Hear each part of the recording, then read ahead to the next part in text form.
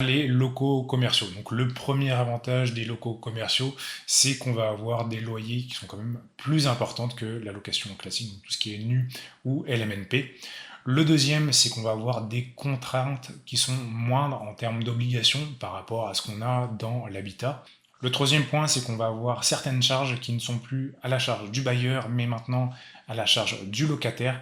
Donc ça va délester le bailleur de pas mal de choses en termes de réparation et d'entretien. Et en 4, on va avoir des durées de baux, des durées de contrats de location qui sont quand même beaucoup plus longs. Pour ce qui est des inconvénients, le premier, ça va être l'emplacement. Tout comme pour les investissements locatifs à destination d'habitat, et bien pour les commerces, c'est pareil, ils ont besoin d'avoir un bon emplacement. Le deuxième point négatif, le deuxième inconvénient, ça va être le financement par les banques.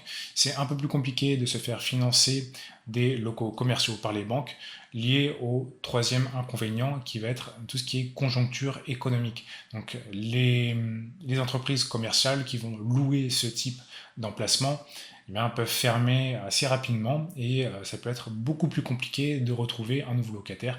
C'est pas anodin de voir des locaux commerciaux fermés pendant 6 mois, 1 an, et donc sans avoir aucun loyer qui rentre pour rembourser notre crédit.